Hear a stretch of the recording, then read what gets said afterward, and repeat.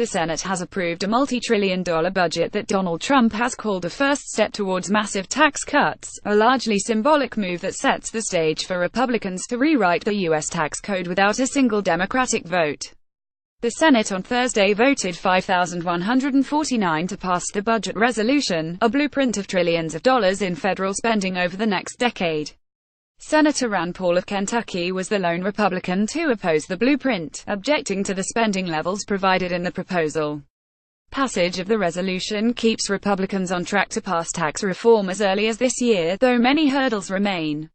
They are still in the process of drafting their tax plan, and they have not accounted for where the cuts will come from. Despite controlling both chambers of Congress and the White House, Republicans have so far been unable to produce a major legislative achievement.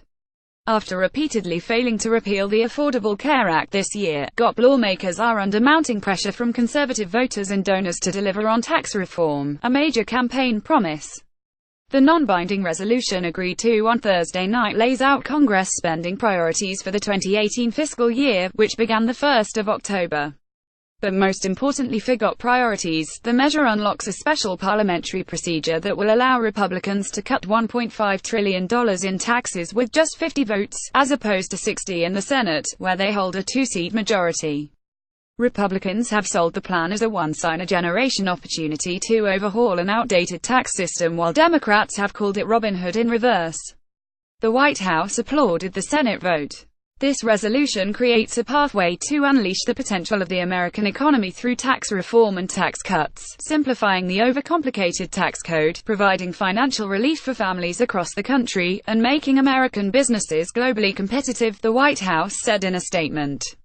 President Trump looks forward to final enactment of the fiscal year 2018 budget resolution so we can bring jobs back to our country. In a floor speech on Thursday, Senate Majority Leader Mitch McConnell urged his caucus to support the budget, which he said was critical to getting tax reform done. Tax reform is all about getting America going again and growing again. It aims to take more money out of Washington's pockets and put more money in middle-class pockets, McConnell said. And it represents a once-in-a-generation opportunity to replace a failing tax code that holds Americans back with one that works for them. This week, McConnell said the goal was to overhaul the tax code, a Republican priority, by the end of the year. But he also noted that it had taken President Obama more than 1 year in office to deliver on the Affordable Care Act, his signature domestic achievement, which he signed into law in March of 2010. Lindsey Graham, a conservative senator from South Carolina, called the most important vote we're going to cast in 2017, and warned of dire consequences for the Republican Party if tax reform floundered. If we fail, that's the end of the party's ability to grow, he said in a floor speech. And all those who worked to get us here are going to be disappointed.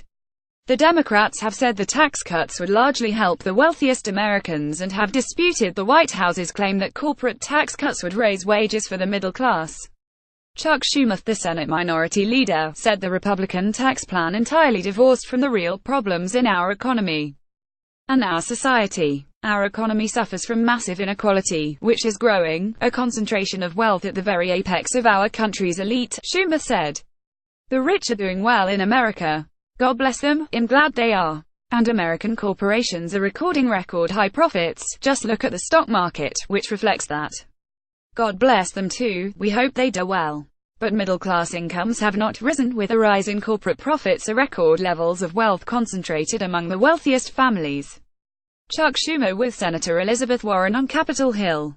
Schumer called the Republican tax plan entirely divorced from the real problems. Photograph Michael Reynolds Zephyr. The final vote followed a lengthy ritual known as vote-errama, in which senators can offer endless series of amendments, often intended to force members of the opposite party to vote on politically difficult legislation. In that spirit, members were relatively conservative in their approach. The Democrats introduced amendments that Schumer said would shine a light on the Republican tax plan, including proposals that would block cuts to Medicare and Medicaid and ban tax breaks for the wealthy. The more people see of this tax bill, the less they will like it, Schumer had predicted earlier this week. The Senate budget plan will next need to be reconciled with the House's version, which the chamber approved earlier this month. When the House and Senate agree to matching resolutions, attention will then shift to the House Ways and Means Committee, where congressional tax writers are drafting the bill. Trump has promised a giant, beautiful, massive tax cut that would reduce the corporate tax rate from 35% to 20%, lowers the number of tax brackets from 7 to 3 and cut taxes for middle-class families. Trump has denied his plan cuts taxes on the wealthiest Americans, but his interpretation is at odds with a proposal released by the White House. Treasury Secretary Steve Mnuchin appeared this week to confirm that the White House's plan, as drafted, would benefit top earners. When you're cutting taxes across the board, it's very hard not to give tax cuts to the wealthy with tax cuts to the middle class, Mnuchin told Politico. The math, given how much you are collecting, is just hard to do.